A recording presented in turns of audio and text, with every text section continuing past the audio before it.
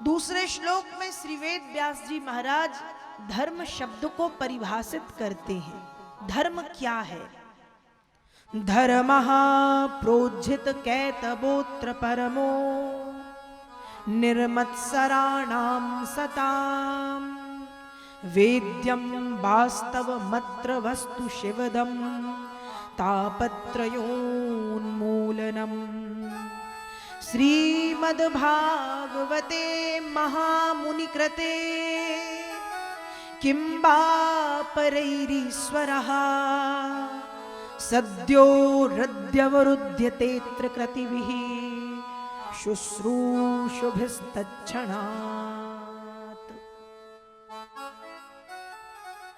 दूसरे श्लोक में श्री वेद व्यास जी महाराज ने धर्म शब्द को परिभाषित किया है कि धर्म क्या है, धर्म किसे कहते हैं।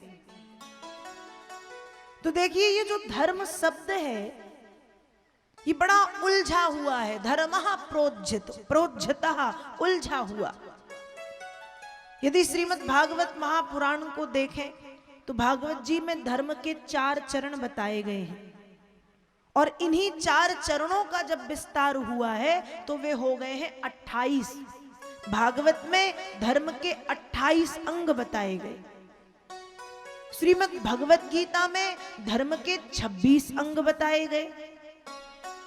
जैन दर्शन, बौद्ध दर्शन यदि हम देखें तो जैन और बौद्ध दर्शन में धर्म के 10 अंग बताए गए या 10 लक्षण बताए गए। तो धर्म है क्या? और रामचरितमानस में बाबा तुलसीदास जी अलग लिखते हैं।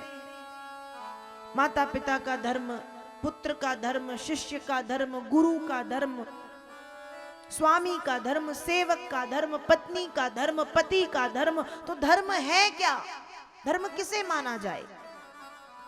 वेद व्यास जी लिखते हैं बड़े संक्षिप्त में कि धर्मः प्रोज्झित, ये जो धर्म शब्द है ये उज्झितः, ये उलझा हुआ है, ये बड़ा उलझा सा है। इसलिए वेद व्यास जी ने एक बहुत छोटे से वाक्य में धर्म शब्द को परिभाषित कर दिया, निर्मत्सराणां सताम्। जिस समय हमारे मन से मात्सर्य भाव समाप्त हो जाए, मात्सर्य भाव निकल जाए, अर्थात कपट रहित व्यवहार हो जाए, समझ जाओ हम धर्म मार्ग पर अग्रसर हैं। कुछ समझ में आया? निर्मत्सराणाम सताम, मात्सर्य भाव निकलना मतलब सामान्य सी भाषा में हमारे पड़ोसी की तरक्की हो रही है, उसके पास गाड़ियां आ गई, बड़ी उन्नति हो गई, उसके बच्चे अच्छा पढ़ लिख गए, धन आ गया उसके पास, तो हम उसको देख करके जल रहे हैं, जलन हो रही है। ये मनुष्य का स्वभाव है। लेकिन जिस दिन किसी की उन्नति को देख करके ये अंदर की जो जलन है, ये जो कपट है, ये जो मात्सर्य भाव है, ये समाप्त हो जाए और ये भाव आए कि प्रभु जैसी आपने इस पर कृपा की है वैसी सब पर कृपा करूं। जिस दिन ये व्यवहार हमारे भीतर आ जाए, मन में ऐसे भाव आ जाए, तो समझ जाइएगा कि हम धर्म मार्ग पर अग्रसर हैं, अर्थात निर्मत्सराणाम सताम। मात्सर्य भाव समाप्त हो, कपट समाप्त हो, जलन ईर्ष्या की भावना चली जाए, वही धर्म है।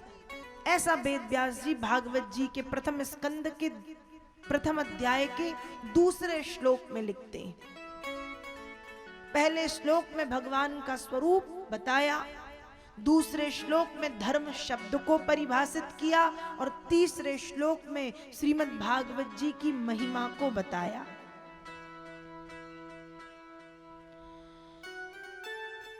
श्रीमद् भागवत महापुराण के प्रथम स्कंध को प्रश्नाध्याय कहा गया,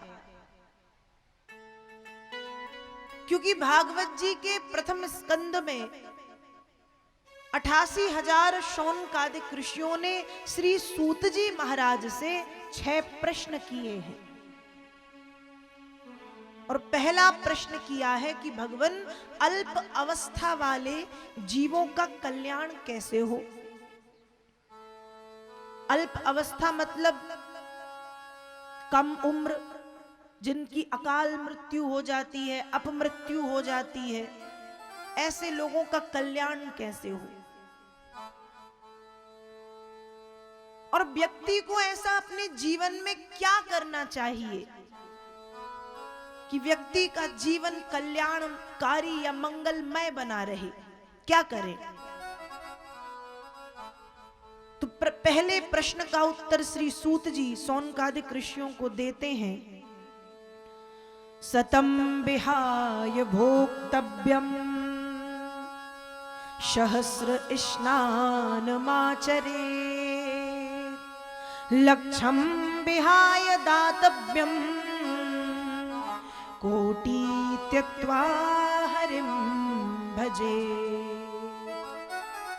क्या करें, कहा सतम विहाय भोक्तव्यम, 100 कामों को छोड़ करके व्यक्ति को भोजन करना चाहिए। 100 काम पड़े हैं, पड़े रहने दीजिए, 100 कामों को छोड़ो और छोड़ करके क्या करो, भोक्तव्यम, भोजन करो। सहस्र स्नानमाचरे, 1000 काम छोड़ करके स्नान करना चाहिए। 1000 काम पड़े हैं, पड़े रहने दो, पहले स्नान करो। लक्ष्यम विहाय दातव्यम, 1,00,000 काम छोड़ करके दान देना चाहिए।